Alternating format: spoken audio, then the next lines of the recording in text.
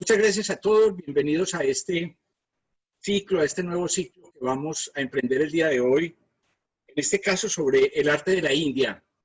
Como lo saben ustedes, vamos a movernos a lo largo de estos próximos, el día de hoy, de los próximos 3 jueves, en unos momentos muy especiales sobre el arte en India.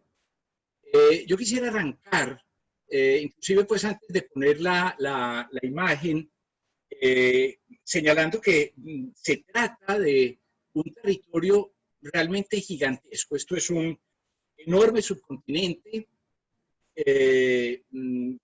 y no solamente por la extensión, pues sí, la extensión es grande, son algo más de 3 millones de kilómetros cuadrados, pero sobre todo porque es un territorio culturalmente muy grande, con una historia muy extensa y muy compleja. Con un agravante que es bueno que tengamos en cuenta de entrada, y es que como estamos hablando de asuntos culturales y de historia del arte, y no estamos hablando de la historia política de la India contemporánea, pues déjenme decir que esto se complica un poquito más porque no tenemos realmente esos límites políticos que pueden existir en la actualidad. Entonces, nos movemos en terrenos que son, vamos a decirlo, son un poquito más amplios que eso. Entonces, es una historia muy extensa, es una historia compleja, en la cual, sin embargo, vamos a encontrar que existen una serie de elementos que tienen que ver con el pensamiento, con la visión del mundo, con la religión, que son bastante constantes, que se pueden encontrar en muchos momentos en la India, sobre todo que se van a digamos, a desarrollar, a plantear en esta época justamente de la que vamos a hablar. La charla de hoy es una charla un poquito particular, porque, por supuesto, es una charla en la cual tenemos que contemplar una introducción a esta cultura o a estas culturas de la India, una introducción que se mueve entre la historia, el pensamiento, la filosofía, la religión, el arte. Vamos a intentar movernos ahí. Yo voy a empezar a compartir la pantalla para que empecemos a ver nuestras diapositivas.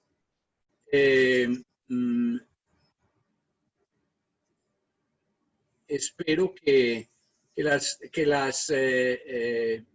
imágenes se estén viendo, se estén empezando a ver ya, y vamos a ampliarla para que tengamos la vista completa. Le hemos dado este título, El esplendor del arte en India. Un poco, cualquiera podrá pensar que es un título muy poco comprometido, justamente porque se trata, porque lo que dice simplemente es que el arte de la India es maravilloso. Y por supuesto que lo es.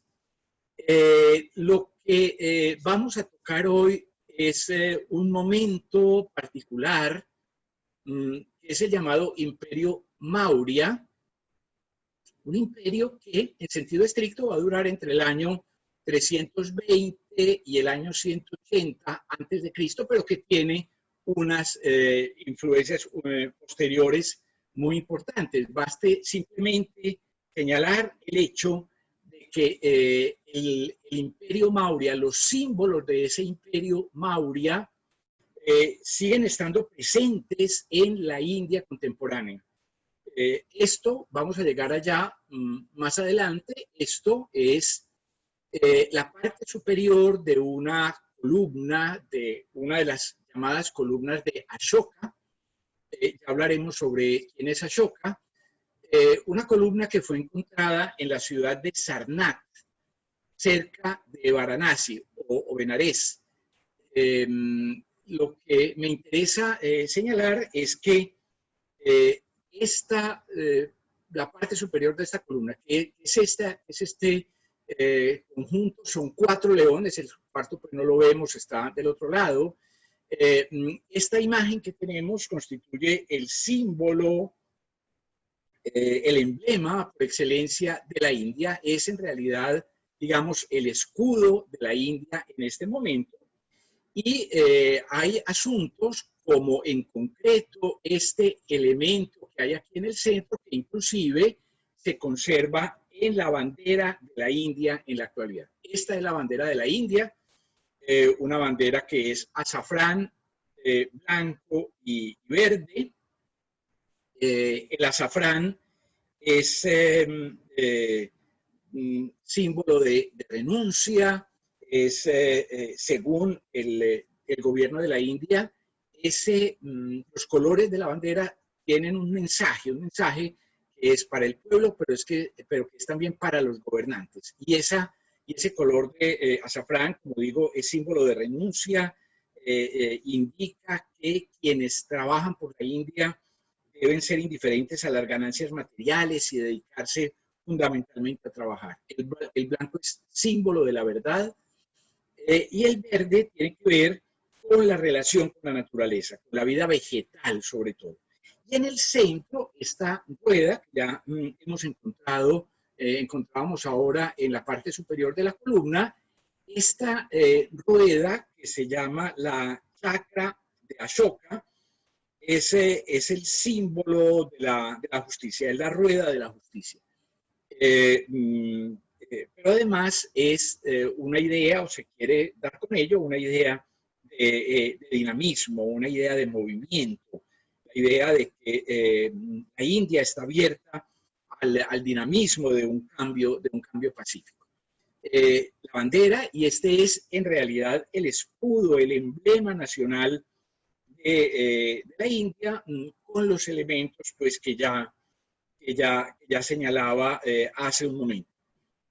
El hecho que es importante que tengamos en cuenta es que estas columnas de Ashoka, como esta que estamos viendo, en particular, pues fueron erigidas en el siglo III antes de Cristo por un emperador Maurya, Ashoka el Grande, y esta en concreto fue erigida en el lugar donde Buda predicó por primera vez. Y ellos quieren retomar las ideas fundamentales que hay allí, en el sentido de que el emblema, esto que estamos viendo, debe ser símbolo de que la India contemporánea está comprometida con la paz mundial, con la buena voluntad, etc. El texto que aparece en la parte inferior dice: la verdad sola triunfa. La verdad ella sola puede triunfar. Nos vamos a mover en este contexto y vamos a ver que existen una cantidad de monumentos y de obras muy importantes en esta época, Maurya, pero para hablar de la época Maurya, yo creo que es necesario que empecemos desde atrás, es necesario que hablemos de el tipo de realidad en la cual nos vamos a mover. Yo creo que es necesario que hagamos una introducción, insisto, una introducción necesaria, una introducción que por lo demás, pues nos plantea pues una cantidad de inquietudes que vamos a intentar ir enfrentando en la medida de lo posible. Vamos a hablar en concreto, pues en esta primera parte, de 3 asuntos. Voy a intentar hacerlo rápidamente. Creo que esta primera parte nos va a llevar la primera hora, hablar de la cultura del Valle del Indo, del periodo védico, y una breve referencia al hinduismo, al budismo y al jainismo, que son los temas, digamos, esenciales del pensamiento en esta época. A hablar quiero decir, quiero señalar un asuntico antes de entrar a hablar de la cultura del Valle del Indo, que se desarrolla, como ven ustedes, por lo menos desde el cuarto milenio antes de Cristo. Los indios afirman que en realidad esta cultura empezó a desarrollarse por lo menos desde el año 6000 antes de Cristo. Quisiera, antes de, digamos, como introducción para hablar de esta cultura y del arte que se desarrolla aquí, que tengamos en cuenta un asunto que es siempre importante, que no debemos perder de vista. Y es lo siguiente. Estas charlas, como saben ustedes, pues son unas charlas que se hacen desde la perspectiva de la historia del arte. Lo que vamos a intentar hacer al aproximarnos al arte de la India en este contexto es aproximarnos a una historia del arte en la India. Sin embargo, quisiera destacar un hecho que es a veces, pues generalmente se nos pasa por alto. ¿Qué es de qué historia vamos a hablar? ¿De qué tipo de cosas vamos a hablar? Vamos a hablar de la historia del arte. Es decir, lo que quiero señalar con esto, cuando digo que vamos a hablar de la historia del arte, estoy intentando señalar que nos vamos...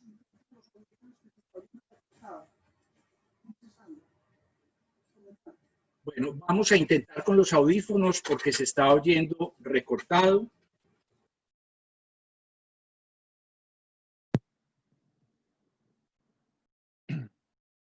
Sandra, ¿me sigues avisando a través de Gaby, por favor? Sí, señor. Digo que cuando nos enfrentamos a la historia del arte, pues a veces no caemos en la cuenta de que esas palabras encierran, por decirlo de alguna manera, como una exigencia. Cuando yo digo voy a hacer una historia de la física, cuando voy a hacer una historia de la medicina, pues hombre, yo tengo que saber de qué voy a hablar, qué es la medicina o qué es la física, ¿no es cierto? Posiblemente en mi historia de la medicina o en esa historia de la medicina, pues caen unas actividades y hay otras que no. Posiblemente ciertas prácticas de hechicería no caben dentro de la historia de la medicina, caben dentro de otro tipo de historias, pero no dentro de esas. Cuando hablamos de historia del arte, estamos hablando de unos hechos, de unas creaciones que caen dentro de un concepto determinado, ¿no es cierto? Cuando nosotros decimos historia del arte, estamos hablando de que hay unos productos humanos a los que nosotros consideramos como arte. Un ejemplo que nos puede parecer como extraño, en el contexto nuestro, por lo menos en el contexto occidental, las piedras, una piedra que uno se encuentre, pues normalmente no es arte, no está considerado arte, a no ser que el artista la agarre, la ponga en el museo en unas condiciones especiales, etcétera, en el contexto del arte contemporáneo. Pero las piedras son arte en China. Es decir, en el concepto del arte en China caben las piedras, son obra de arte de la naturaleza. ¿Cuál es el arte? ¿Cuál es el concepto de arte que hay en el contexto de la India? Vamos a intentar, no pretendo dar con esto, pues no pretendo dar en este momento una respuesta, sino intentar decir que esto es un problema abierto al que tenemos que irnos aproximando y que seguramente va a quedar abierto cuando planteemos cuando terminemos estas charlas. Creo que va a quedar como una inquietud importante. Básicamente lo que quiero señalar es esto. Los teóricos de los estudios de arte de la India plantean con frecuencia la afirmación de que el arte es una forma de yoga. ¿Qué significa eso? Eso significa que el arte es una manera a través de la cual una persona en concreto, en este caso pues el artista, busca la manera de establecer una conexión con lo absoluto o con el absoluto. Eso, sin embargo, quiero decir, dentro del contexto nuestro se parece mucho a una forma de oración, a un cierto tipo de oración o de meditación, por lo menos un cierto tipo de meditación.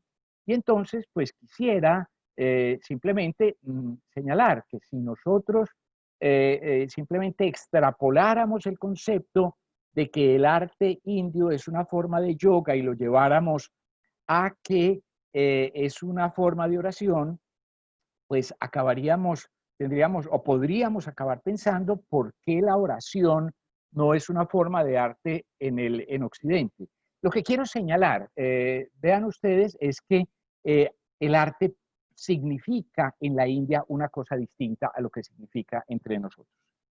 Pero vamos a la cultura del Valle del Indo, a esta cultura por la que vamos a arrancar entre el año 3300 y 1300 antes de Cristo aproximadamente. Estas son fechas que siempre son un poco imprecisas. El Valle del Indo en realidad ya no queda en la India, a pesar de que el Indo es este río que alcanzan a ver ustedes aquí en medio de la zona verde. Es un valle, es un río, perdón, que nace en los Himalayas y que le da nombre a toda esta región. El nombre de la India sale del nombre del río Indo, aunque el río Indo ya no pasa por la India, pues el río Indo pertenece fundamentalmente a Pakistán.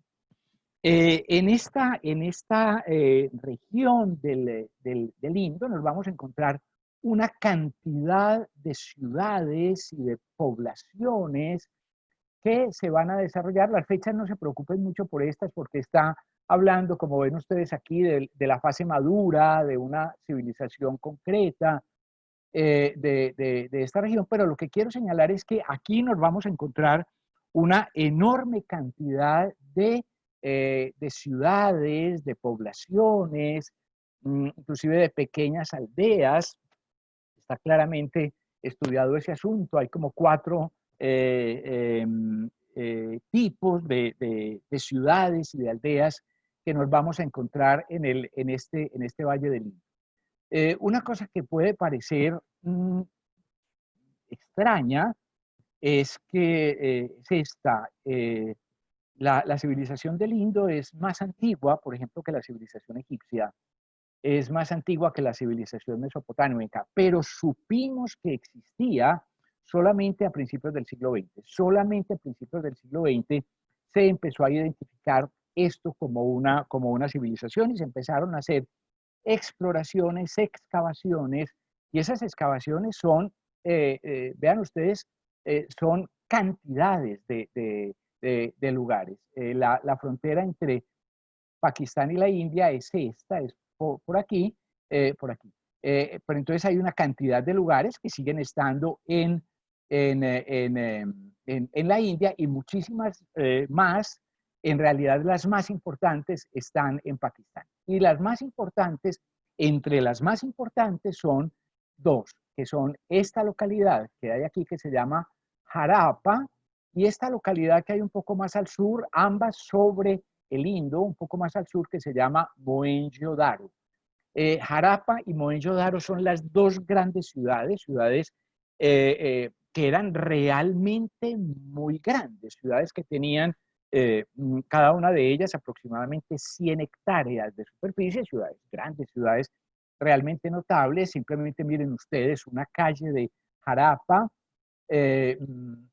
Esto estaba en buena medida, pues estaba cubierto, entre otras cosas, por el pantano y demás, porque el Indo tiene una característica similar al Nilo. En el Indo pasa lo mismo que en el Nilo, y es que el río se inunda, hay un momento, en este caso concreto, en el Indo, pues con el monzón, con la llegada del monzón, el río crece, se inunda, se extiende sobre el territorio, fertiliza el territorio, pero también con el transcurso del tiempo, pues va a cubrir también en buena medida las ciudades. Pero esta calle de Mohenjo-Daro, pues nos habla de que estamos hablando de una ciudad notable, y más si ustedes miran, lo vemos más claramente todavía si ustedes miran esta imagen de Mohenjo-Daro, en la cual nos encontramos esto que se ha llamado la gran piscina o el gran baño, de esta ciudad, un baño que tenía 2,40 metros de profundidad, una capacidad de 160 metros cúbicos, mide 12 metros por 7, impermeabilizada con una especie de betún, con unos ladrillos especiales y demás, pero sobre todo me parece que es importante que veamos que esto efectivamente era una ciudad muy desarrollada, era una ciudad muy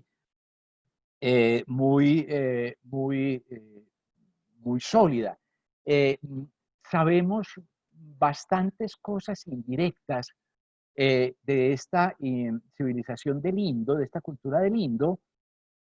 Básicamente, miren ustedes, una cosa que puede parecer como asombrosa, básicamente por la cultura mesopotámica, por los pueblos mesopotámicos, por los pueblos que habitaban en lo que actualmente es Irak, entre el Tigris y el Éufrates, porque estas ciudades del Valle del Indo mantenían comercio, sostenían comercio o tenían algún tipo de comercio eh, con esa región del Tigris y el Éufrates. Hay textos o había textos que nunca sabíamos en esas culturas, en la cultura sumeria o acadia, mesopotámicas, pues en general, textos que no sabíamos a qué se referían, que hablaban de una ciudad que quedaba más al oriente, y hablaba de gente que había llegado allí, que se había quedado a vivir en Mesopotamia y demás. Cuando se descubrieron finalmente estas ciudades del Valle del Indo, se pudo descubrir que elementos que no sabíamos explicar de Mesopotamia en realidad eran de aquí. Y hay una distancia notable, pues realmente son muy lejos estos dos lugares, ciudades con calles grandes, ciudades que tienen una clara división, estas sobre todo pues Mohenjo-Daro y Harappa, que tienen una clara división entre calles principales amplias de hasta 10 metros de anchura. Eso se cuenta, ¿no es cierto? Es una vía realmente amplia y luego transversales a esas vías principales una serie de calles más pequeñas que daban acceso a cada una de las casas. Las casas no daban acceso a la vía principal, sino que se entraba a las casas por las vías laterales, por esas vías pequeñas. Y hay una cantidad de objetos y de elementos pues, que son muy interesantes. Yo no me puedo quedar mucho en ellos. La mayoría de esos objetos se encuentran en este momento en Pakistán, pero estos son los orígenes de la cultura de la India también, y por eso es importante que lo mencionemos, porque Pakistán y la India fueron toda la vida, y más en esta época, Pakistán y la India, pues en realidad hasta hace pocos siglos era, pues, como unidad política, pues por supuesto hasta la independencia, como saben ustedes, es en ese momento en el cual se dividen, pero como cultura fueron una unidad muy estrecha toda la vida. Pero, lógicamente, pues las excavaciones, es normal que los restos arqueológicos se llevaran a los museos cercanos, y entonces muchos de ellos están, por ejemplo, en Karachi, en Pakistán en general. Esto es muy interesante, este tipo de figura. Si ustedes la comparan con figuras de la época egipcia, por ejemplo, verán que esto es mucho más naturalista, si se quiere, que lo que nos encontramos en Egipto. O este tipo de cosas que debo explicar de qué se tratan. Esta es justamente esos elementos que aparecían, que se encontraban en Mesopotamia, en concreto, por ejemplo, todos estos que vemos aquí, que ven ustedes que están en el Museo Británico, todos estos fueron encontrados en Mesopotamia, y no sabíamos a qué se referían. De hecho, todavía no podemos leer escrituras que hay aquí.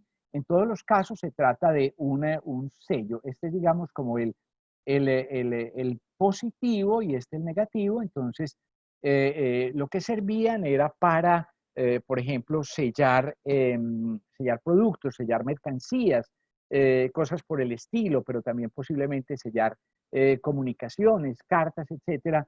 Y seguramente eran sellos que tenían un carácter bastante personal. Eh, Son de arcilla, fueron encontrados, estos básicamente fueron encontrados todos en Mesopotamia y son de una variedad realmente extraordinaria. Los mesopotámicos decían que y no sabemos, en buena medida no sabemos qué representan. Puede que aquí exista, por ejemplo, que se dice que aquí hay como una serie de figuras que tienen falda, posiblemente figuras femeninas, posiblemente son unas bailarinas. Hay un personaje que está como en medio de un árbol, como saliendo de un árbol. Alguien lanza la hipótesis de que posiblemente esta es la representación más antigua que tenemos del dios Shiva. Sin embargo, eso es un poquito complicado porque esos dioses todavía no existen en ese momento, y animales como estos, unos animales un poco fantásticos. Este personaje tiene algo de brujo, posiblemente con una máscara, con cabeza de animal también, y luego las letras que, insisto, no podemos descifrar.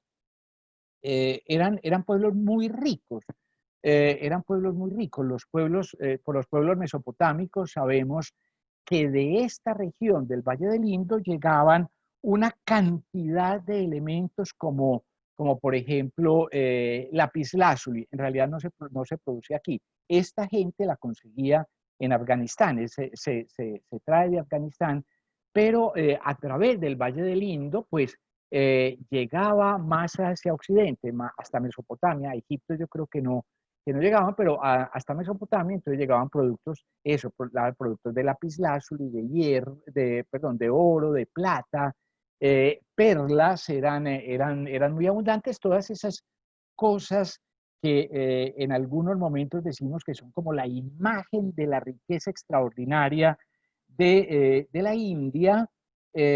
Pues esa riqueza extraordinaria viene desde por allá. Eh, una imagen, pues digamos, imaginada de cómo podrían ser estas ciudades y los personajes que vivían en estas ciudades.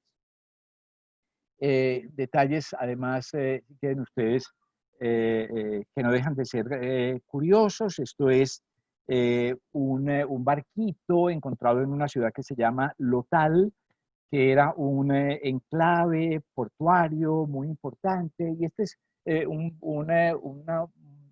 enclave fue descubierto en 1954, y este tipo de elementos, casi como jugueticos, esto es literalmente un juguete de niño.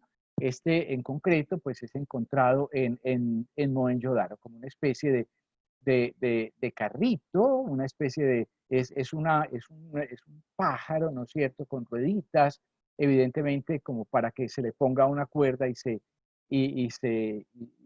lleve, no se arrastre como un carrito. Una cultura entonces maravillosa, una cultura que esta del Valle del Indo, que sin embargo alrededor del año 1500 antes de Cristo empieza a declinar. Y la verdad es que todavía no sabemos muy bien por qué. No hay una explicación adecuada. Siempre se invocan periodos de sequía, pero bueno, normalmente una civilización tan asentada como esta, pues no abandona las ciudades de manera tan fácil, sobre todo pues porque la sequía, no sé que sea una sequía de siglos, evidentemente, pero tal vez eso tampoco está muy comprobado. Y eran ciudades muy asentadas. Pasé por alto decir una cosa cuando veía las calles de Mohenjo-Daro y de Jarapa. Déjenme decir que en Mohenjo-Daro y en Jarapa existían, por ejemplo, existía alcantarillado. Y en el alcantarillado se botaban, por ejemplo, pues se botaban las basuras que se producían en la ciudad, y sabemos que existían o que tenían que existir grupos importantes de trabajadores que se encargaban de depositar en sitios adecuados esas basuras. También allí se echaban los excrementos, las aguas hervidas que decimos pues con frecuencia, pues en realidad pues eran ciudades que tenían una estructura sanitaria muy clara. Eh, Se ha hipotizado que hubo unos cambios geológicos, que hubo unos terremotos muy violentos, que el curso de los ríos se movió, que dejó por fuera de ese curso las ciudades, pero de nuevo eso genera cierta inseguridad como explicación, porque tratándose de ciudades tan asentadas y de una cultura tan sólida como esta, pues era lo que uno podría suponer es que la ciudad se movía, que la población se movía para estar otra vez cerca del río, etc. No sabemos finalmente qué pasó. Lo que sí sabemos es que hacia el año 1750 antes de Cristo nos vamos a encontrar que llegan unos pueblos de origen ario. Cuando digo pueblos de origen ario, no digo pueblos que vengan pues que vengan de Europa. Ese originario está vinculado con lo que actualmente es Irán, con las estepas rusas. Hay un movimiento pues de estos pueblos hacia el sur, y aquí nos encontramos con un grave problema dentro de la historia de la India, que es justamente la presencia de esos pueblos arios, que serían los responsables de esto que intento plantear a continuación, que es la cultura védica, la cultura de los Vedas. Los Vedas son unos libros, ya voy a hablar sobre ellos, unos libros absolutamente fundamentales dentro de la cultura de la India, unos libros escritos en sánscrito, posiblemente entre el año 1000 y el año 500 antes de Cristo. Debo decir que en este caso, como en otro en concreto que vamos a mencionar al final, pues hay una reacción muy grande, hay digamos, una toma de posición muy contraria a esta idea de esos pueblos arios que llegan a la India, una oposición a esa idea por parte de muchos investigadores indios. Eh, a ver, un poco lo que ocurre es algo que posiblemente puede pasar en muchos otros sitios, y es que pues no es para nada agradable que le digan a un egipcio que las pirámides maravillosas que uno ve allí las construyeron los extraterrestres. ¿No es cierto? Un poco eso es equivalente a lo que pasa aquí con los arios, pues los indios que ven como los Vedas como una base de su cultura, pues de pronto vienen a decirle que no, que los Vedas lo escribió una gente que vino de otra parte. En realidad, sin embargo, la presencia de esos pueblos indoarios, pues está bastante comprobada, no con elementos, digamos, de cultura material, quiero decir, no con casas, por lo que voy a explicar a continuación, no con casas o con elementos, inclusive hay pocos elementos de cerámica, no hay, insisto, sobre todo no hay asentamientos, no hay ciudades, pero sí hay un elemento que es, caray, que no se puede ocultar, que son elementos de carácter lingüístico, que son asuntos lingüísticos. Esas lenguas indo-arias se extienden por casi toda la India, todo lo que ven ustedes aquí en rojo, inclusive Sri Lanka, vean ustedes, tienen ese tipo de lenguas que tienen raíces arias.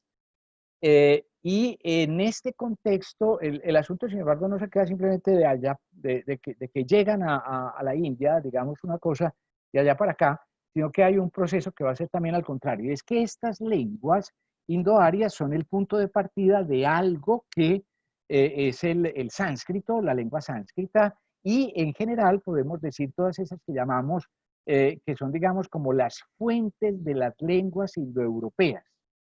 Lo que quiero decir es que sin esa presencia indoaria que llega a la India y que genera toda esta historia del sánscrito y demás, nosotros en este momento, ustedes y yo en este momento estaríamos hablando una cosa completamente distinta. No estaríamos hablando una lengua de raíces pues de tipo indoeuropeo, como es, por ejemplo, el español o el latín o el griego o el inglés o el alemán, todas, en general, casi todas las lenguas que se hablan en Occidente son de ese origen. No el celta, no el vasco, por ejemplo, pero en general, creo que no el húngaro, pero en general las demás lenguas, la mayoría de las otras lenguas, sí.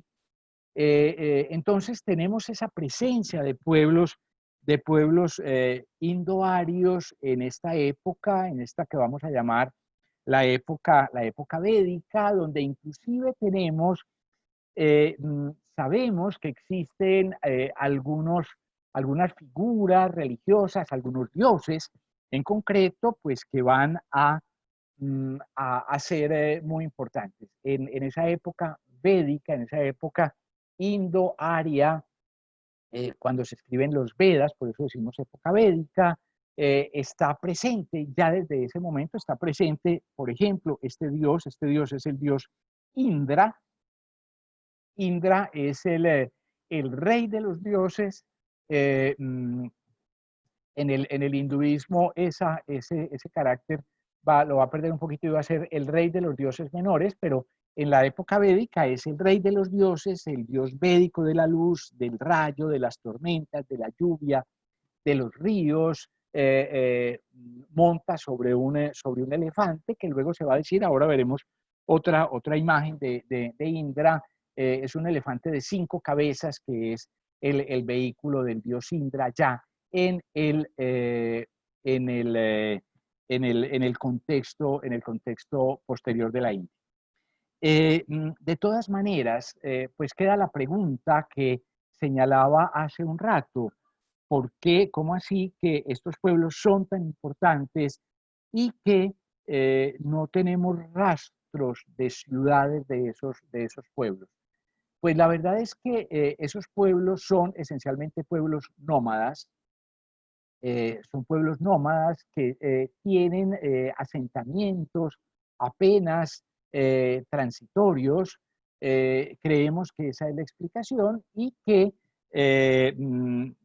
o mejor dicho, pero que hacia el año 1000 esos pueblos van a comenzar a asentarse, esas tribus indoarias van a comenzar a asentarse en poblaciones que son el punto de partida de las ciudades y pueblos que existen en la India hasta la actualidad.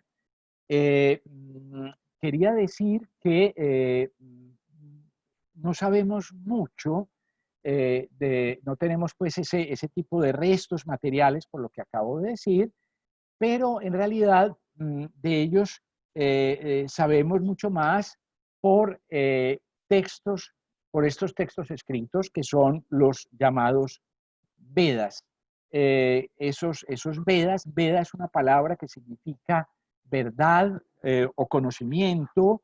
Estos libros no se ocupan de contar acontecimientos, de cosas que ocurren en el tiempo. Estos libros están ubicados en un contexto, digamos, que es más espiritual, pero que nos cuentan tanto que parecen provenir de la mano misma de los dioses, eh, pero en realidad a través de los Vedas sí es posible percibir que los pueblos que escriben estos textos, estos libros, pues tienen conflictos con poblaciones, con otras poblaciones. Entonces, no sabemos si esas otras poblaciones eran esas que hemos llamado la cultura del Valle del Indo o si son otros grupos dentro de los mismos indoarios con los cuales se enfrentan. Los Vedas son fundamentalmente 4 textos escritos en sánscrito, compuestos entre el 1500 y el año 500 antes de Cristo. En realidad, textos que son de carácter oral y que se transmiten oralmente. Eso significa también que van, a pesar de que digamos, desde un punto de vista religioso, se plantee, el pensamiento religioso se plantee que son textos que vienen directamente de los dioses, es decir, textos que están ya perfectos en sí mismos, pues un poco textos que tienen que ver no sé qué es ese letrero que salió, espero que no siga saliendo, esos textos pues van a ser fundamentalmente 4.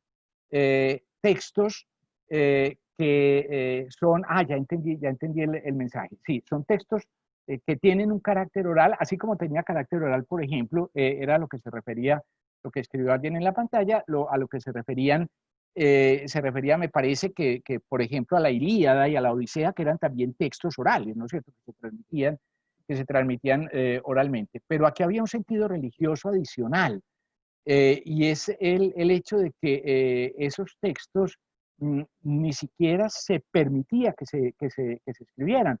Se empezaron a poner por escrito en el siglo III antes de Cristo, pero esos escritos fueron siempre vistos, fueron condenados, fueron siempre vistos como negativos, como pecaminosos, y en realidad esos textos van a ser puestos por escrito solamente hacia el siglo X después de Cristo. Los Vedas son estos 4 libros, el Rig Veda, que es el más importante, el más grande, el más amplio, es el recitar poético.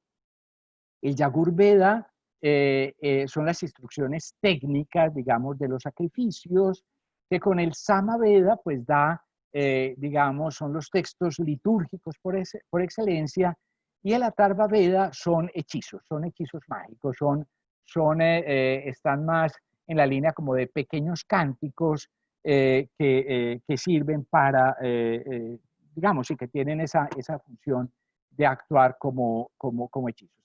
Siendo el más importante, digamos, 2 palabras sobre el Rig Veda.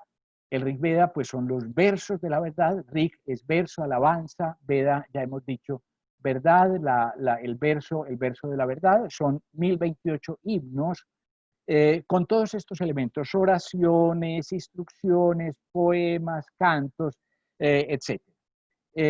Los más antiguos, inclusive, es una cosa importante, los más antiguos se pueden remontar inclusive hasta el año 4000 antes de Cristo, pero en general los más antiguos pueden estar en esta época, entre el 1400 y el 1100 antes de Cristo, aunque como digo, la verdad es que la mayoría son compuestos inclusive en épocas posteriores. Eh, mm, Están dedicados a la alabanza de los dioses, son 10 libros o mándalas los que aquí nos vamos a encontrar. Esto que ven ustedes aquí es un manuscrito en sánscrito del Rig Veda, pero es un manuscrito de comienzos del siglo XIX. Es un manuscrito, pues, si quieren ustedes, tan reciente como es. Rápidamente, pues existen otros textos sagrados, otros textos védicos, en primer lugar los brahmanas, que son aquellos, digamos, libros en los cuales están las técnicas específicas de los ritos y, por tanto, tienen que ver con el poder directo de los sacerdotes. Otro tipo de textos que se llaman los arancayas, que hablan sobre ermitaños, hablan, digamos, un poco sobre como el sentido profundo de esos rituales y sobre todo los que se llaman los Upanishads, que la verdad es que son los libros más importantes. En realidad, digamos, en el uso habitual. Eh, Son como 150, es una cantidad muy grande de libros. Upanishad significa esto, sentarse más bajo que otro, estar, digamos, como sentarse a los pies del maestro. Es un poco, uno empieza a leer un Upanishad y es como un maestro que le habla a uno como discípulo. En última instancia, lo que habla es de la significación mística del ritual, más que de la práctica. Hay una serie de interpretaciones sobre el universo, sobre la posición del hombre en el mundo, etcétera. Los Upanishad, vean ustedes, son tratados que no tienen que ver con la práctica del ritual. La práctica del ritual es la de los sacerdotes, la de los brahmanes. En realidad, esto tiene que ver, es como una especie de rebelión contra el poder de los brahmanes y va a tener mucho que ver con la aparición de sectas como el jainismo y el budismo, de las que voy a hablar a continuación. Y en última instancia, de lo que nos hablan los Upanishads es de que el hombre está conectado con la divinidad como totalidad, que lo fundamental que lo fundamental no son los ritos, que lo fundamental no es el hechizo, que lo fundamental no es esas cosas que manejan los sacerdotes, sino que lo fundamental es el sentido de la existencia, es plantearse el sentido de la existencia, es meditar, porque es a través de la meditación que llegamos a entender qué es la existencia y cómo funciona la existencia. Y por supuesto, es a través de la meditación que nos enfrentamos con la muerte y con lo que hay después de la muerte, que, saben ustedes, pues es básicamente la reencarnación. El más importante de los Upanishads es un libro que se llama Bhagavad Gita. El Bhagavad Gita en realidad es una parte de un libro más grande, más complicado, que es el Ramayana. Hay dos grandes libros que yo no he mencionado aquí, que son el Ramayana y el Mahabharata. De uno dije el Ramayana, pero creo que es del Mahabharata. El Bhagavad Gita es una parte de ese asunto. Y el Bhagavad Gita, que es un libro bellísimo, no puede no ser de la más fácil lectura, pues no es una lectura pues, que pueda ser realmente rápida. A veces hay que regresar y volver, pero es un libro, digamos, que tiene una cantidad de enseñanzas y de mensajes sobre la vida que es muy impactante. El Bhagavad Gita es una conversación entre un guerrero que se llama Arjuna y su compañero en el carro. Arjuna está en una batalla y el compañero que lo asiste en el carro, de pronto resulta que no es tal compañero, sino que es el dios Krishna. Entonces es la conversación entre Arjuna y Krishna. Es decir, entre Arjuna, Krishna es una de las encarnaciones del dios Vishnu, y Vishnu es el dios de la conservación, en muchos contextos es el dios más importante, y entonces es el diálogo sobre lo que una persona debe hacer. Yo voy a hacer, bueno, en el contexto de las, eh, de los, ¿cómo se llamaba? De los Vedas, de esa escritura de los Vedas, nos vamos a encontrar que la cultura de esos pueblos indoarios, esos pueblos nómadas o seminómadas que nos hemos encontrado, que era una cultura relativamente igualitaria, donde no había grandes diferencias en esta cosa de ritualismos, de tradiciones litúrgicas y cosas por el estilo. A través de eso se va a consolidar un sistema de 4 castas que, que existen en la actualidad hasta la actualidad en la India, que son que es la casta sacerdotal, los brahmanas o brahmanes, son las autoridades religiosas, las chatrías, que son las autoridades civiles y militares, luego las vaisías, que son los terratenientes, los ganaderos, los agricultores, etcétera, la casta de los shudras, que es una casta inferior, donde están los campesinos y los esclavos también. Y por fuera de las castas, más allá de las castas, están los parias, los intocables, que son los cazadores, los barrenderos, los que creman los cadáveres, etc. Esta especie de estructura social sumamente rígida, pues en realidad va a proceder de los Vedas, de esos libros que hemos mencionado, que son el origen, pues, de todas maneras, de todo el pensamiento, de la India.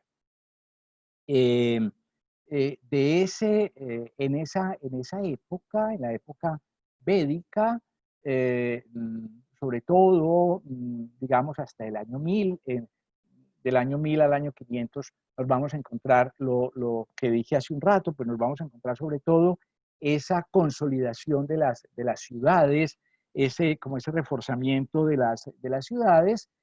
Quiero decir, se asientan en lugares más fijos, más permanentes. El sistema de gobierno va a cambiar. Cuando antes era esa especie de trato igualitario entre todos los miembros de la comunidad, pues entonces vamos a encontrar estas escalas sociales y demás, pero vale la pena decir también que lo que nos vamos a encontrar es que estos Vedas van a empezar a tener una influencia muy grande que se va a manifestar a través del surgimiento de nuevas formas religiosas.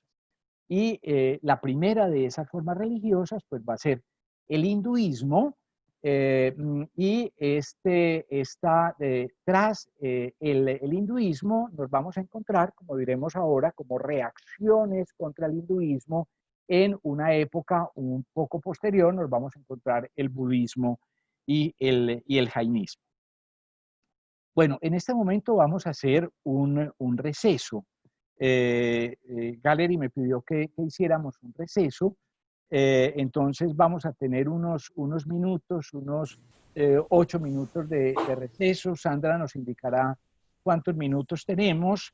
Profe, son las 6:30, regresamos a las 6:40, ¿vale? Perfecto, regresamos entonces a las 6:40, Yes. pues para tomarse un café, para moverse un poco, ir al baño, etcétera.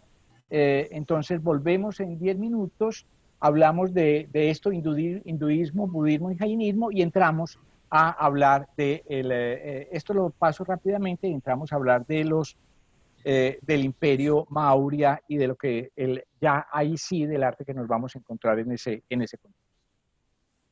Bueno, Gracias, entonces profe. Nos vemos en buen 10 descanso. minutos. Nos vemos en 10 minutos.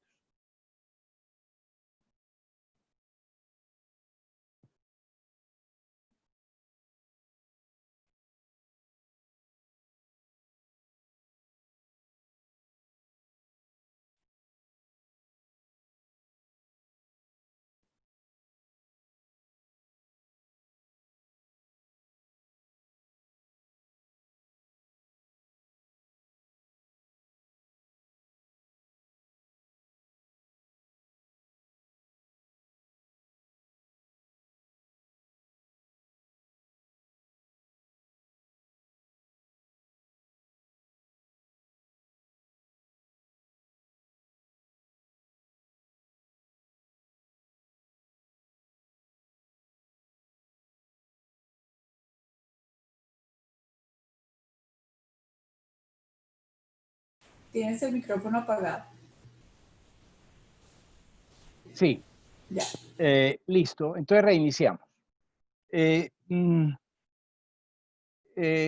Retomo lo que estaba diciendo hace un momento. En este contexto de los Vedas, pues nos vamos a encontrar el desarrollo de estas formas religiosas o de esas formas religiosas que van a hacer, que van a constituir el hinduismo en primera instancia. Yo quisiera pasar esto de manera muy rápida, señalando que en el hinduismo hay tres ideas esenciales que son el karma.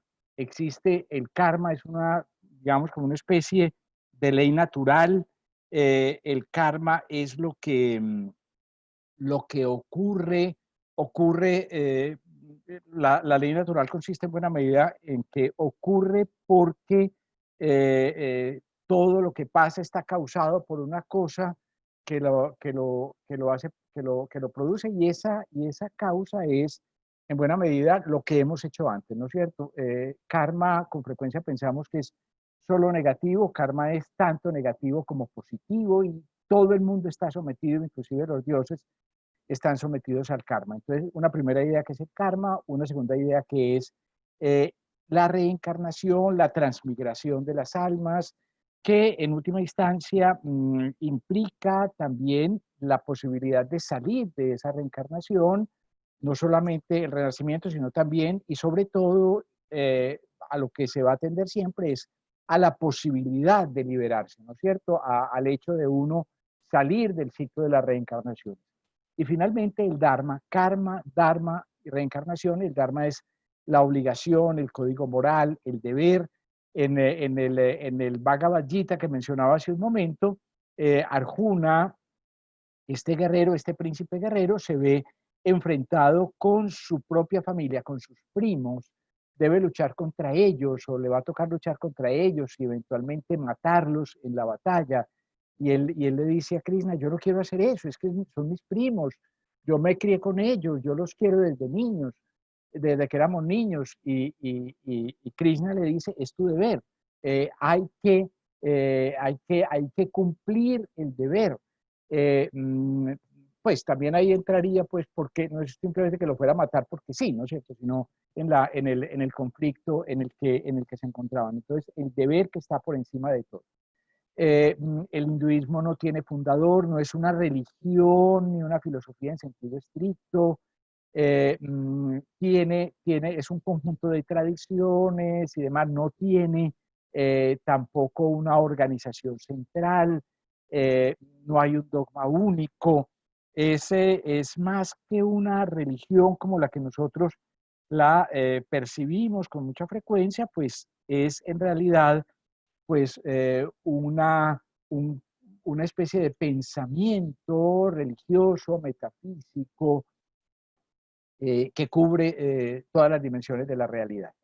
Eh, Esto es politeísmo, es monoteísmo, es panteísmo, es monismo, es ateísmo, es todas esas cosas. Puede ser todas esas cosas al mismo tiempo, pues en una, hay cantidades de dioses, por supuesto. ¿Cuántos? A veces se habla de 333 millones de dioses, pero uno puede tener un solo Dios.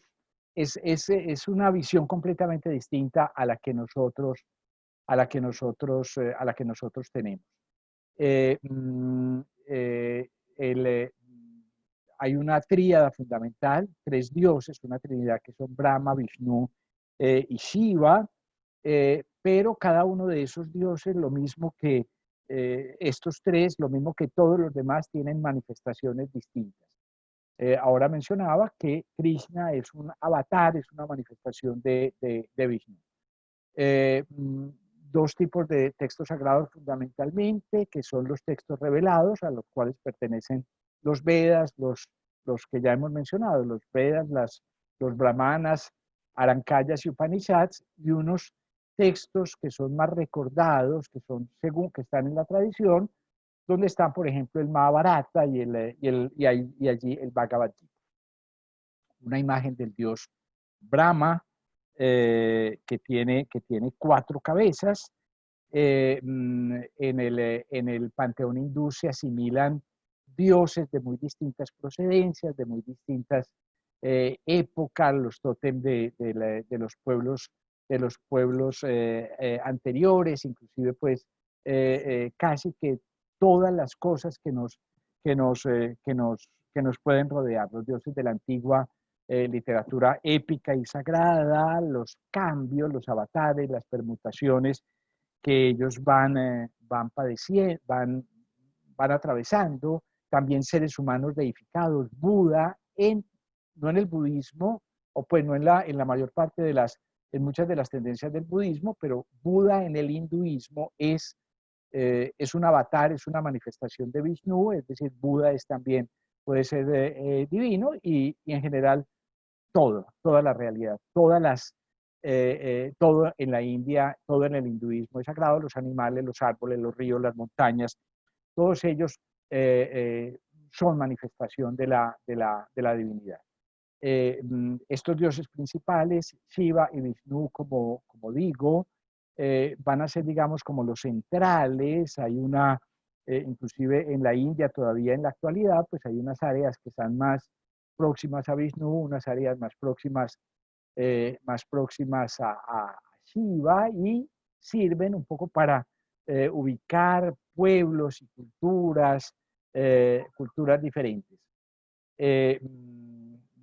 Todos estos dioses tienen sus familias, en los cuales es posible, pues digamos, identificar avatares, reencarnaciones, y además es importante señalar que tienen también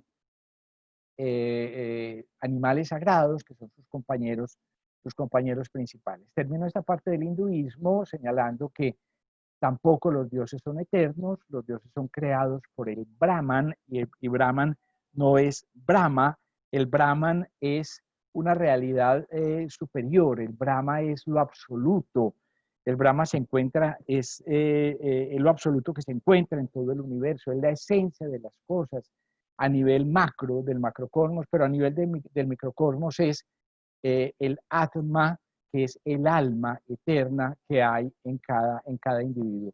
Hay un texto muy bello de alguno de estos libros donde un niño le pregunta al papá, le dice, ¿y dónde está Dios? ¿Dónde está lo absoluto? Y entonces el papá le dice, cuando entres dentro de ti mismo y vas apartando todo y dejas todos los elementos corporales y dejas todos los elementos espirituales y llegas, digamos, al vacío total, eso que queda ahí, eso es el Brahman, eso es el alma eterna que hay en cada sujeto. Dioses, pues múltiples dioses, esto apenas una imagen un poco para recordar. El budismo va a ser en realidad una reacción contra contra el, contra el legalismo y el ritualismo en el que había caído la religión hinduista por esta época, entre el siglo VI y el siglo V antes de Cristo. Esos son los años posibles de la existencia de este personaje que era Siddhartha Gautama, un príncipe nacido en una ciudad que actualmente queda en Nepal, y Siddhartha pues va a convertirse en Buda, va a lograr la iluminación, y al lograr la iluminación comprende 4 verdades fundamentales. Esas verdades son que la vida es desajuste, que la vida es sufrimiento, la vida es dukkha. Una manera de decirlo, digamos, de manera, digamos, plástica, es como si fuera el eje, la relación entre el eje y la rueda de un carro, una relación en la cual el eje es cuadrado y el hueco de la rueda es redondo. Esa cosa que no empata, digamos, la vida es siempre, hay siempre esa sensación de desajuste. Que es cuando decimos con frecuencia nosotros, es que no hay felicidad completa. Eso es dukkha, eso es el descubrimiento de que la vida es dukkha. La razón de ese sufrimiento, la razón de dukkha, del desajuste, es el deseo, es el anhelo del logro individual. No hay felicidad completa, pues porque no me basta lo que tengo, sino que además quisiera tener lo que tiene mi vecino, o no me basta lo que tengo, pues porque ya no soy tan joven. Que en último término es ese anhelo de un logro individual, y la única posibilidad, la tercera noble verdad, es que la única manera de solucionar ese problema, o lo que se necesita es ahogar ese anhelo de individualidad. Yo no tengo por qué tener lo que tiene el otro, yo no tengo por qué ser joven eternamente, etc. Y la única manera de lograrlo es a través de un sendero que tiene ocho vías. Una representación de Buda, de Siddhartha. Esto lo vamos a ver un poquito más adelante, donde Siddhartha predicó por primera vez en la ciudad de Sarnath, cerca de Varanasi, y el sendero múltiple es básicamente una recta comprensión, es decir, entender esto que acabamos de decir, un propósito, un recto propósito, que es mantenerse, la actitud de que hay que mantenerse alejado de los deseos, del odio, de la malicia, un recto hablar, siempre una palabra recta, lenguaje prudente y sincero, un obrar rectamente, aquí está implícita la vida moral, luego un recto medio de vivir, una ocupación, digamos, que sea recta, que sea ética, ganarse la vida sin molestar a los demás, un recto esfuerzo que consiste en reprimir los malos impulsos, en fomentar los buenos, una recta percepción, que es un pensamiento, digamos, profundo, esforzándose por conocer la verdad sin apasionamientos, y finalmente una recta meditación, que es una concentración a través de la cual el hombre se libera. Y la tercera gran tendencia religiosa es el jainismo. Ese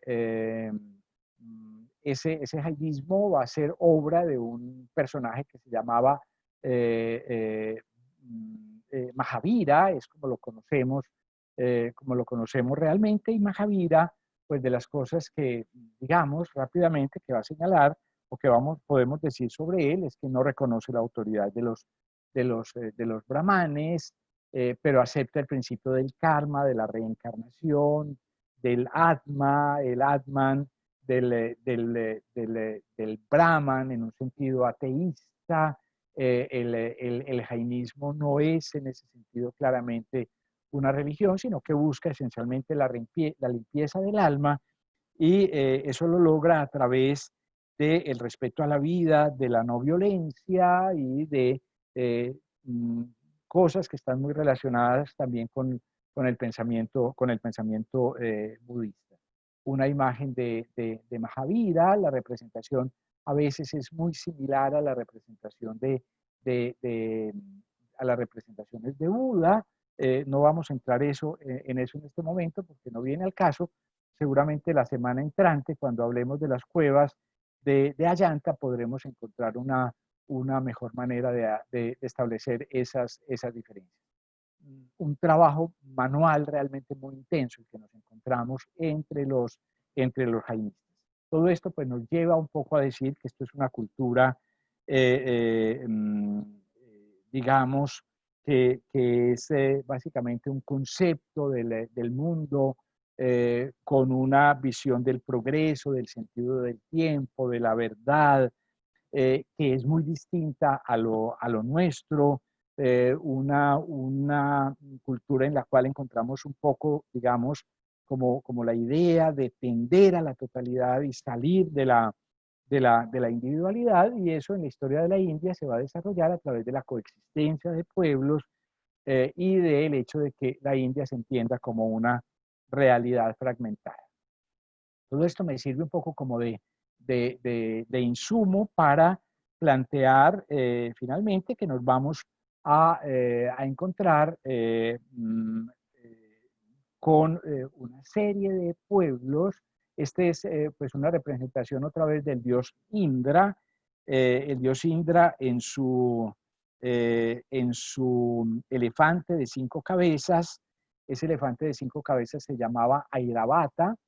Es pues una figura pues así, digamos, fundamental dentro del panteón hinduista y, como digo, tiene una tradición que viene desde los Vedas. Pero déjenme decir que lo que nos vamos a encontrar en la última época védica es lo que había señalado ya, que hay una serie de que se van asentando, se van estabilizando esos pueblos que antes eran pueblos nómadas, se van asentando y la verdad o la realidad es que hacia el año 500 nos vamos a encontrar estos pueblos que no sabemos en realidad cuántos eran, los pueblos llamados Mahajanapadas, que son entre 12 y 16 generalmente, pero el que más nos interesa a nosotros, pues en cualquier caso, es este pueblo que este pueblo que se llama el pueblo Magadha, un pueblo que va a comenzar a extenderse, que va a comenzar a extender sus dominios a partir de la capital, que es esta ciudad de Pataliputra. Es a partir de aquí, de este pueblo Magadha, y en este proceso de extensión, que fíjense ustedes dura, como aparece aquí, dura hasta el siglo IV, pues este mapa habla del siglo IV, pues lo que nos vamos a encontrar aquí justamente es el desarrollo del imperio Maurya. Un imperio que, como digo, tiene un desarrollo más o menos entre el año 320, 325 antes de Cristo y el año 180 antes de Cristo. El pueblo Magadha viene desde antes y el imperio va a caer, pero pues el pueblo no desaparece, evidentemente. ¿De qué estamos hablando? Para ubicarnos en lo que nos vamos a encontrar, debemos recordar que entre el año 327 a.C. y el 326, en esos 2 años, está Alejandro Magno, está en India y conquista una parte del oriente del oriente de la India. Justamente en ese contexto de las conquistas de Alejandro Magno que vamos a encontrar el desarrollo del imperio Maurya. Lo que quiero señalar en realidad es que vale la pena recordar que Alejandro se tiene que devolver de la India en el año 326 porque literalmente el ejército se le subleva, el ejército señala que no es que no quieren seguir pues indefinidamente yéndose sin control hacia dónde. Alejandro no tiene fin, él quiere seguir y seguir y seguir indefinidamente y aquí el ejército le dice no podemos seguir. Se ha producido una gran batalla, no me detengo en eso, una gran batalla donde él domina, donde Alejandro vence al rey de esta región alrededor del río Indo, del Indus, y entonces se devuelve Alejandro y saben ustedes que en el regreso, pues Alejandro muere y se produce la división entre del ejército, entre los generales. Esta parte de Oriente le toca a Seleuco, al general Seleuco, y entonces encontramos esa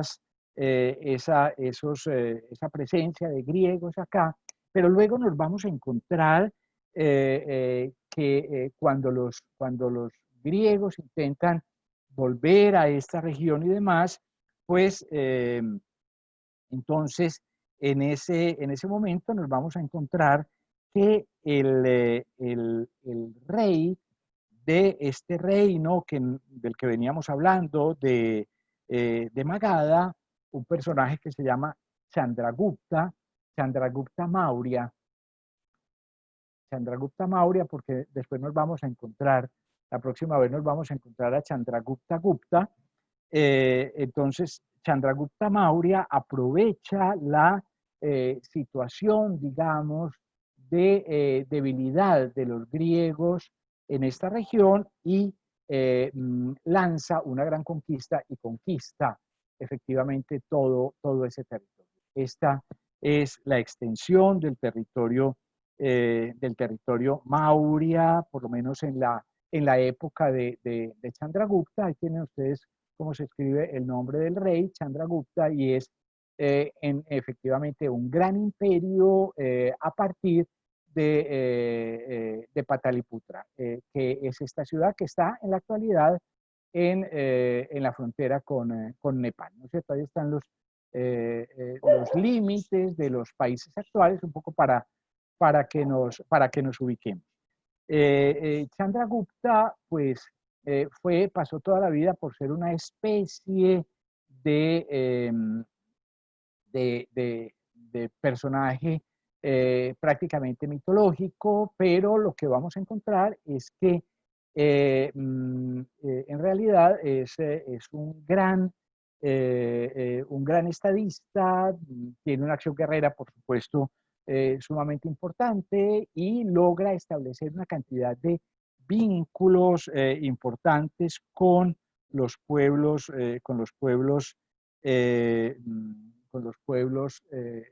inclusive pues hasta esta región de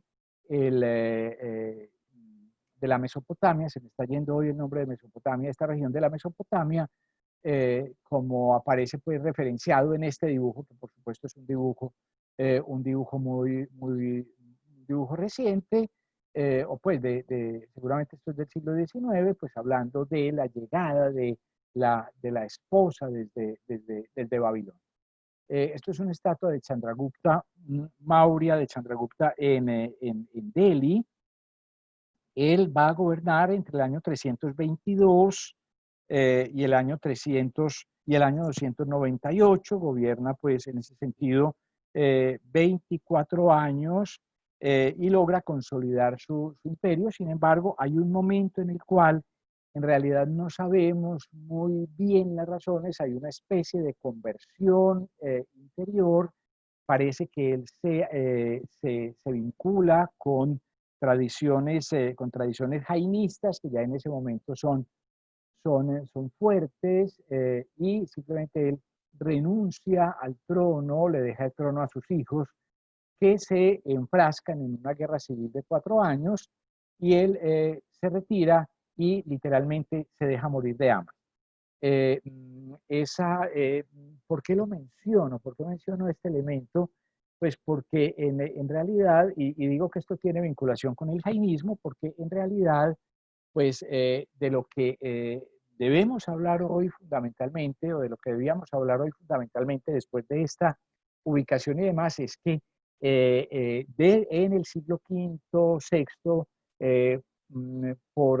a través de Mahavira, que crea el jainismo, que la predicación de Mahavira, pues de la predicación de Mahavira surge el jainismo, y de la predicación de Buda surge el budismo. En esos momentos lo que nos encontramos es, como lo dije ahora, pero quiero insistir en eso, nos encontramos es una reacción contra el hinduismo. Entonces, lo que estamos encontrando es que no solamente los reyes, sino que los pueblos se vuelcan contra el hinduismo, se vuelcan contra las clases sacerdotales, contra los brahmanes, que en realidad pues son los que se han apoderado de todo, de la religión, pero también de la filosofía, del pensamiento, de los dioses, son los dueños de todo, y hay una reacción contra ellos. Jainismo y budismo no surgen originalmente como formas de pensamiento religioso al margen, contrarias al hinduismo, sino que las dos intentan ser digamos, como una reforma desde adentro del hinduismo. Esto va a generar que en ambos contextos haya asuntos todavía hasta nuestros días, quiero decir, después de 2500 años, hay asuntos que resultan a veces difíciles de entender, y es que aunque se dice que el hinduismo no es una religión, pues hay una cantidad de, que el budismo no es una religión, hay una cantidad de dioses hinduistas que siguen funcionando allí. Pero sobre eso posiblemente podremos hablar en algún momento posterior. Digo que Chandragupta, pues entonces renuncia al trono. No sabemos muy bien de dónde salió Chandragupta, de quién era hijo, etcétera. Sabemos en realidad muy poco de él. Sabemos, eso sí, lo que decía, que se convierte al jainismo y deja el trono en manos de su hijo, que se llamaba Bindusara. Ahora dije que los hijos se enfrentaban a una guerra civil. No, un momentico, me adelanté un rey. Bindusara va a gobernar a partir del retiro de Chandragupta, es decir, a partir de ese año 98, y va a gobernar hasta el año 269 a.C., cuando vamos a encontrar que empieza a gobernar este personaje, que si no, evidentemente esta imagen está quebrada, este personaje que es Ashoka. Ashoka el Grande, no escribí aquí el nombre, me excusan, lo olvidé, puse las fechas y no puse el nombre. Ashoka se escribe en realidad Ashoka, A-S-O-K-A, Ashoka, como suena, digamos Ashoka, se puede escribir con S-H y normalmente se pronuncia Ashoka. Va a enfrentarse con su hermano en el momento en el cual su padre también deja el trono. En este caso, pues lo deja porque se muere, y entonces se muere en el año 272 a.C., y entonces los dos hijos de Bindusara se enfrentan, y en ese conflicto, pues vence finalmente a Ashoka. En realidad, como para decir cómo era esta situación, eran 3 hermanos, pero el menor se ha vuelto monje jainista, el menor de los hermanos se ha vuelto monje jainista. Ashoka era el segundo, pero logra vencer a su hermano mayor. Aquí tenemos una imagen, si quieren ustedes, pues poco se ve un poco más. Este es el personaje de Ashoka que está llegando en su carro ceremonial a un lugar que vamos a ver un poquito más adelante, pero después es importante que no quiero avanzar, porque es importante que veamos cómo llegamos allá. Ashoka logra consolidar su imperio y logra extenderlo realmente muchísimo. Empieza a gobernar en el 269, digo, y miren lo que ha hecho donde va en el 250, pero si quieren, inclusive desde épocas, desde algunos años antes, pues ha logrado una fuerte consolidación de su imperio. Aquí hay señalados unas cantidad de cosas que es importante que mencionemos de qué se trata. Tenemos pues ¿cómo se llama? La ciudad capital, esta ciudad que está aquí, Pataliputra. Esa ciudad en la actualidad se llama Patna. Yo no sé si se visita, pues yo personalmente nunca he estado allí, pero ustedes ven una cantidad de cositas que hay puestos, de signitos que hay puestos en este mapa. Vean hasta dónde llega Ashoka.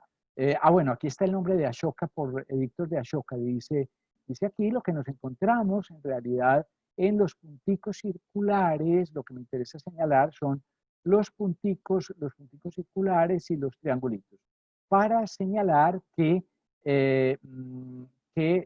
Ashoka deja una cantidad de textos escritos por todas partes en unas condiciones que veremos a continuación y en unas condiciones que posiblemente vamos a comenzar a explicar a partir de lo que va a ocurrir a continuación. Aproximadamente en el año 260, quizá hacia el año 260, quiero decir, antes de Cristo, es decir, al comienzo de su reinado, pues si él había empezado en el 269, Ashoka resuelve atacar esta ciudad, este país, este estado, este reino independiente que se llamaba Kalinga. Ese Kalinga era una monarquía muy especial, una monarquía parlamentaria, y Ashoka emprende esa guerra de conquistas, una guerra que fue absolutamente brutal, una guerra que, según los textos de la época, ocasionó 100.000 muertos y 150.000 deportados. Cuando se celebra el triunfo, cuando el emperador Ashoka está caminando o atravesando en su carro por la ciudad que ha conquistado, pues ve las montañas de cadáveres, miles y miles de cadáveres y miles de personas que lloran pues sus muertos, y eso le produce un impacto que nunca puede olvidar. Nos vamos a encontrar años después que lo escribe en piedra, escribe que es una parte de su decreto 13 o edicto 13. Su majestad siente remordimientos a causa de la conquista de Kalinga, ya que durante la subyugación de un país previamente invicto se produjeron masacres, muertes y deportaciones, por las que su majestad siente profunda tristeza y dolor. Esta conquista de Kalinga parece que va a tener un efecto devastador pues en Ashoka, que va a decirle, esto no puede ser así, un reino no puede ser esto, y lo que nos vamos a encontrar, de nuevo, estos son los límites pues, de su reino, y lo que nos vamos a encontrar son una cantidad de textos que aparecen en todos estos lugares que encontramos aquí. Textos que pueden ser de estos distintos tipos, textos que son en las rocas, grandes textos en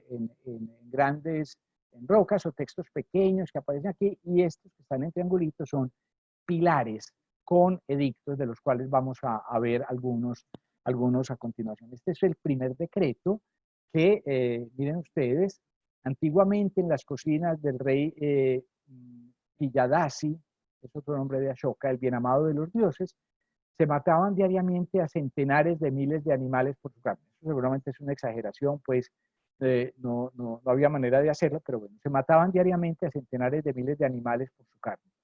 En adelante, solo se matarán 3 animales, 2 pavos y un ciervo, y el ciervo no siempre. Incluso en el futuro ya no se matarán a estos 3 animales. De hecho, lo que nos vamos a encontrar es que Ashoka tiene un proceso digamos, de conversión a partir de la conquista de Kalinga, un proceso de conversión, y hasta donde sabemos va a volverse budista, y es quizá el responsable de la aparición ¿cómo se dice?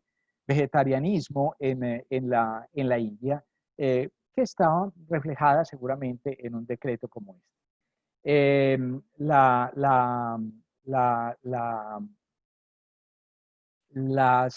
Los textos y las órdenes de Ashoka, los escritos de Ashoka, los vamos a encontrar con frecuencia en escritos sobre pilares. Nos vamos a encontrar una serie importante de pilares. Creo que hay una treintena de esos pilares, que están distribuidos por toda la India. Esta es, digamos, la primera gran manifestación del arte maurya con la que podemos contar. Los pilares de Ashoka, en algunos casos este se encuentra en Delhi, pues no tiene la parte superior. Ustedes veían pues en el anterior pues estaba el león, ¿no es cierto?, sobre sobre el capitel, que es una flor de loto invertida. Ven ustedes aquí elementos que van a empezar a volverse populares. Este pilar estaba en Delhi, nunca sabía que era eso, y finalmente a principios del siglo XIX, en los años 30 del siglo XIX, un intelectual inglés, un arqueólogo inglés, descifró unos textos que tenía y ahí apareció el nombre de Ashoka.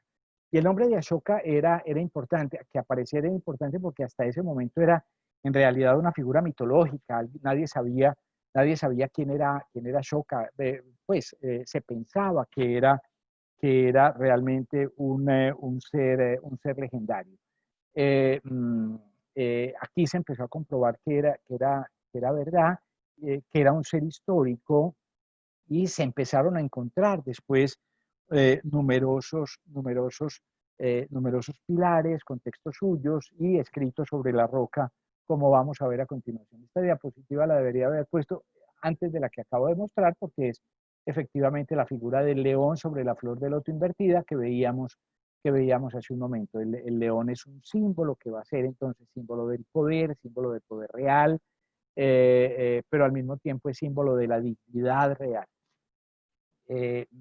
Rápidamente, pues otros pilares, algunos muy simples, como este pilar de los que se llaman pilares menores, pilares más pequeños, este que está en Lumbini. Lumbini queda en Nepal en la actualidad, y Lumbini es la ciudad donde había nacido Siddhartha Gautama, donde había nacido Buda. Pero hay muchísimos más. Miren este pilar altísimo realmente que se encuentra en la ciudad de Chennai, este pilar de Ashoka con los 4 leones en la parte superior, en la parte alta, y lo mismo este gran pilar. Son realmente unos elementos muy impactantes, y debo decir, son en realidad las primeras grandes manifestaciones de esta cosa que hemos llamado el esplendor del arte en la India. Estas pues si hay otras, y hay algunas que son particularmente impactantes, como esta que ya hemos visto desde el principio. Esta corresponde a un pilar que se encontraba o que se encontró en Sarnath, cerca a Benares, cerca a Varanasi, que es de donde sale. Esto es una fotografía del momento en el que se encuentra, de donde sale, como decíamos al principio, pues el emblema de la India. Ashoka se convirtió en una persona pues absolutamente significativa en el contexto del budismo, y entonces no es extraño que, por ejemplo, en Tailandia, esto es una imagen de Chiang Mai, una ciudad al norte de Tailandia, con una columna de Ashoka que lo recuerda, ¿no es cierto?, y que lo alaba. En realidad esto no es de Ashoka, esto es un monumento en homenaje a Ashoka, pero lo traigo a cuento para decir que los budistas entendieron siempre que Ashoka era el personaje más importante. Ashoka fue el que, con su conversión al budismo, no sabemos hasta qué punto esa conversión fuera, digamos, entre comillas, sincera, o fuera por motivos políticos y demás, pero Ashoka lo que va a lograr en buena medida es la difusión del budismo, la expansión del budismo por toda el Asia. Lo que va a lograr es la consolidación de esa nueva forma de pensamiento, y lo que va a lograr es quitar el poder de los sacerdotes hinduistas, de los brahmanes. En estos lugares que señalo en este mapa nos encontramos decretos, edictos de Ashoka que están presentes, por ejemplo, que pueden estar en un pilar. En este caso está en una columna, en realidad no es tanto como un pilar como los otros, es una columna que está en la ciudad de Laúd, o también vale la pena decir que en la parte inferior de la columna de Ashoka que se encontró en Sarnath, pues nos encontramos también algunos textos. Esto es, digamos, como de esos grandes textos que, que, que, que había en zonas más montañosas, y este es particularmente especial. Este que les estoy mostrando nos prepara además para algo que vamos a ver a continuación para finalizar, y es que esto es un edicto que está escrito en la parte superior, un edicto de Ashoka que está escrito en la parte superior en griego, y en la parte inferior está escrito en arameo. Miren ustedes, pues aquí había unas relaciones, estamos hablando del año 250, 240 antes de Cristo. Es claro que aquí existe pues, la relación con los griegos, que evidentemente pues sabemos por dónde vienen, por la presencia de los Seleucidas. Los Seleucidas son los reyes sucesores del general Seleuco. A veces los confundimos con los selyúcidas, son dos cosas distintas. Los Seleucidas son griegos, los selyúcidas son turcos. Los turcos que luego van a bajar digamos, de los alrededores del Mar Caspio, primero a Irán y luego van a llegar a Turquía. Pero entonces distinguir Seleucidas y selyúcidas. Estos son los Seleucidas griegos, pero es muy interesante, muy impactante que este texto sea en arameo, lo que significa que había pues unos contactos que justamente con el mundo hebreo. Yo no sabría decir qué hay en que dice este decreto por demás. Pero no son solamente decretos y columnas y piedras con palabras, lo que nos vamos a encontrar también como una obra muy importante de Ashoka en su conversión al budismo, en su propaganda del budismo, en su propaganda y promoción del budismo. Nos vamos a encontrar que Ashoka crea una cantidad de recintos budistas, una cantidad de monumentos budistas que según la leyenda, que según por supuesto, según las tradiciones literarias, eran 54.000 en la India. Seguramente es una exageración, seguramente no eran tantos, pero es una manera de decir que eran muchos, y esos fundamentalmente, estaban vinculados con la figura de Buda. Esto es el recinto de Sarnath, o esto tiene que ver con el recinto de Sarnath. Sarnath es el lugar donde predicó. Ahora volvemos sobre esa forma cilíndrica que vemos allí.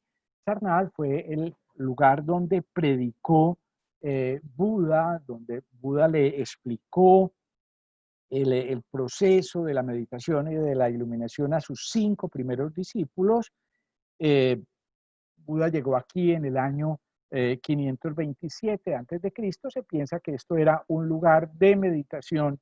Pues monjes hinduistas siempre hubo, no solamente había sacerdotes, había ermitaños también y demás. Esto era un lugar de meditación al que llegó Buda, y aquí hubo un gran monasterio en los siglos posteriores, un gran monasterio que hasta donde, mejor dicho, por los datos que tenemos, datos que fueron recogidos en realidad mucho tiempo después, recogidos en el siglo VII después de Cristo, muchísimos años después. Se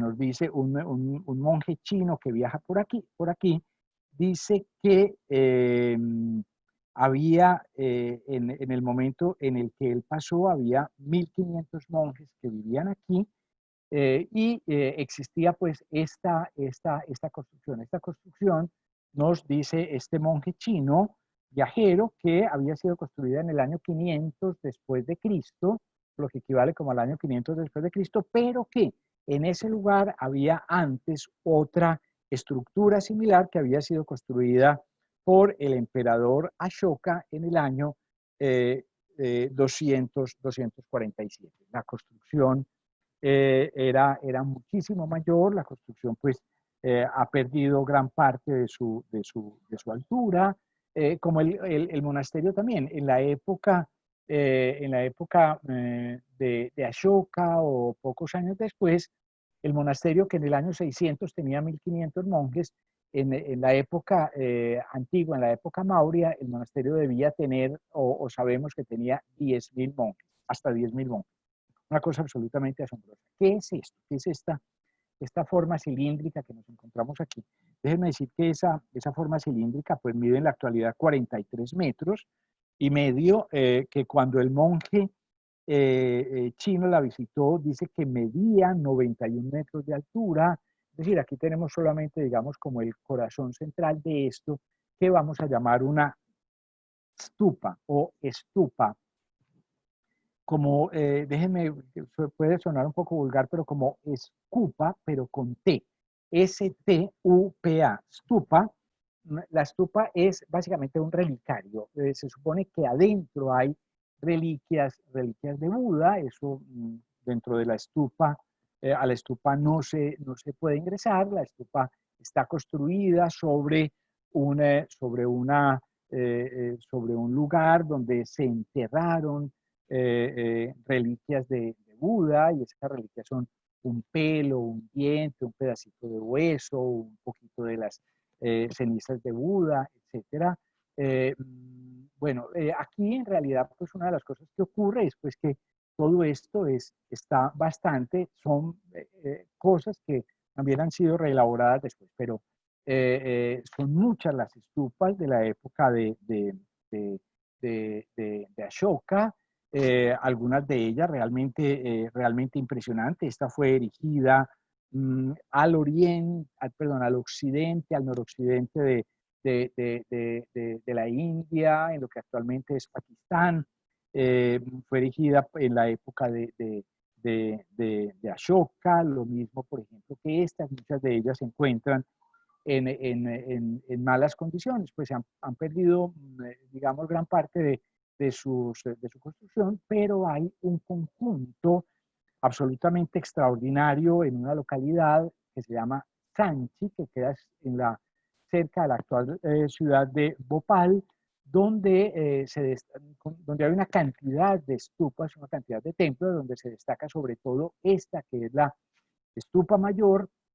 Hay elementos, estos elementos de la cerca son realmente posteriores, son reconstrucciones posteriores, pero la estupa es esencialmente de la época de Ashoka, y es seguramente, esto es patrimonio cultural de la humanidad, es seguramente la manifestación más extraordinaria que tenemos del arte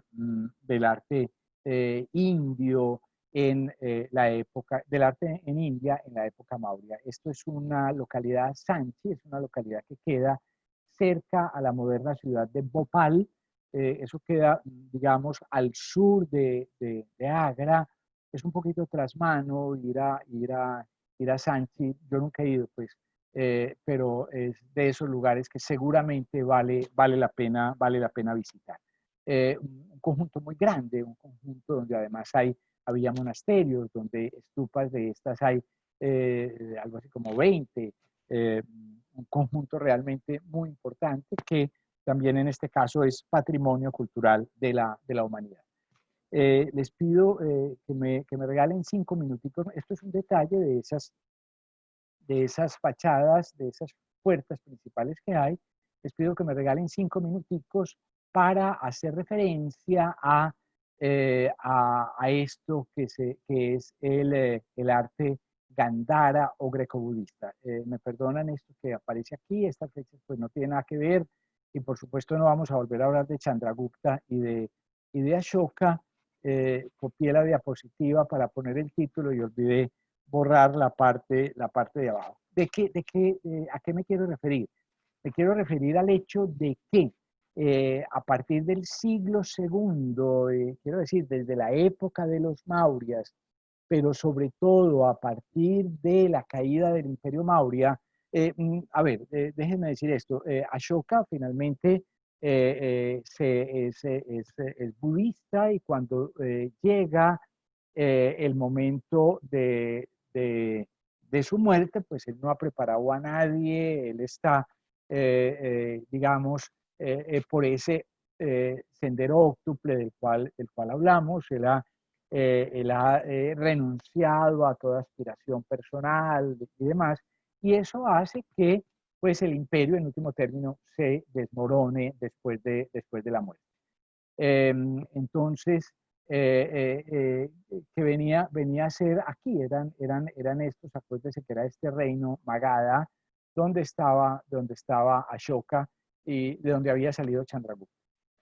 Bueno, en esa época vamos a encontrarnos que se fortalecen estos reinos indogriegos del occidente, por influencia sabemos, los eleucos, los eleusidas, pues siguen teniendo, esto sigue siendo, pues, digamos, su centro fundamental, y esto es una zona pues sumamente rica, ¿no es cierto? Esto es el norte de lo que actualmente es Pakistán, la zona ¿cómo se llama?, de Afganistán. Por aquí queda, ay hombre, ¿cómo se llama?, Uzbekistán, los territorios, digamos, más ricos que había conquistado Alejandro en el oriente.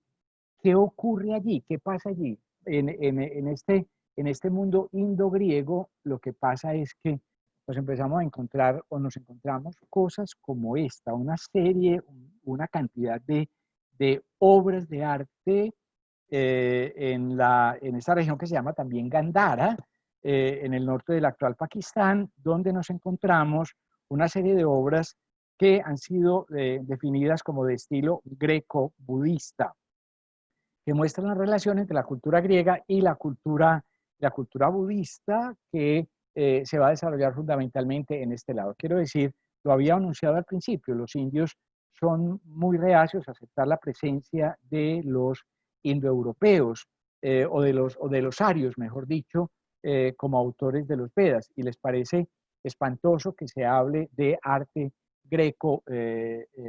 greco-indio o greco-budista, pero digamos la realidad es bastante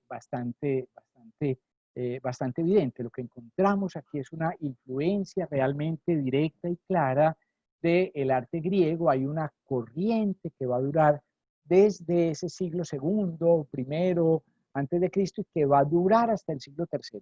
Va a durar en realidad 5 siglos la presencia de este arte, esta figura, que es una de las figuras pues en realidad más bellas de Buda. No está ni en la India ni en Pakistán, está en el Museo Nacional de Tokio, pero creo que es muy reciente. Hay muchos elementos que son muy característicos de lo griego, la manera como se dan los pliegues, el hecho de que a través de los pliegues se vea el cuerpo, de que exista, digamos, como esas formas volumétricas, me parece que son muy notables. Es tan notable esta cosa y esta manera de representar a Buda, que es necesario decir dos cosas. Primero, la representación figurativa de Buda comienza acá. Antes del arte greco-budista, Buda no se representaba, no había figuras de Buda. Buda se representa ahora en figura humana por primera vez. Antes aparecían símbolos. En algún momento pasamos muy a la carrera, pero estaba una huella de un pie, se representaba, por ejemplo, así con las huellas, con las huellas de los pies. Ahora aparece una representación en figura humana, y esa representación va a ser absolutamente trascendental. Simplemente leamos muy brevemente, muy rápidamente este texto, que es del Dalai Lama. No es, pues no es mío, no es de nadie que quiera estar en contra del mundo de la India, ni mucho menos, es del Dalai Lama, y es cómo el Dalai Lama aprecia, valora este tipo de arte. Una de las características distintivas de la escuela de arte de Gandhara, que emergió en el noroeste de la India, es que está claramente influenciada por el naturalismo de la Grecia clásica. De esta forma, mientras que estas imágenes aún transmiten la paz interna que resulta de la puesta en práctica de la doctrina de Buda, también aportan una impresión de la gente que caminaba, hablaba y dormía igual que lo hacemos nosotros. Esto le da un contexto de realidad muy grande al budismo. Creo que esto es muy importante, dice el Dalai Lama. Estas figuras inspiran, porque ellas no solo representan la imagen, sino la sensación de que podemos, de que nosotros mismos, nosotros también podemos alcanzar nuestras metas si lo intentamos. Termino con unas imágenes más, siempre en esta, ya voy a terminar, siempre en esta dirección, señalando que esto va a durar hasta el siglo V, como digo. Miren ustedes, por ejemplo, esta figura, este desnudo que aparece aquí a la derecha, a nuestra derecha, pues, bueno, a la izquierda de la figura de Buda, es en realidad un Hércules clásico. La idea de un Hércules clásico es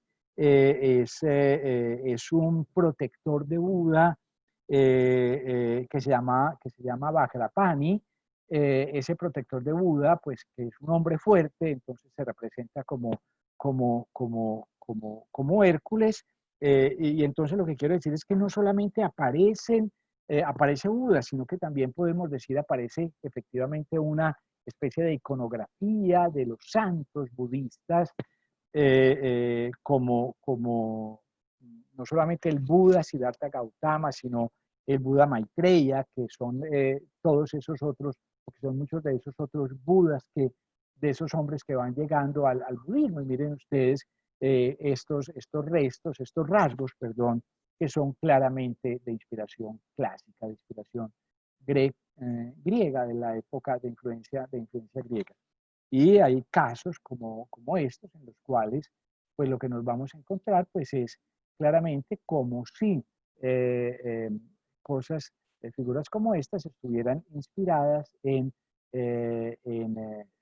este caso estuvieran inspiradas en relieves de época clásica, por ejemplo en sarcófagos que eran muy frecuentes en la época. Termino con esta imagen que es claramente como de inspiración helenística, pero es una imagen budista, y recordando básicamente que eh, eh, este tipo de arte va a durar hasta que nos encontremos con el imperio del cual vamos a hablar la próxima vez, que es el imperio Gupta, y que lo vamos a encarnar en dos manifestaciones fundamentales, que son las cuevas de Ayanta, que se realizan a lo largo de muchísimos siglos, y el templo de Ellora. Bueno, dejo ahí, les agradezco mucho la presencia, voy a dejar de compartir, quedo a la orden por si hay alguna persona que quiera, por si hay alguna pregunta,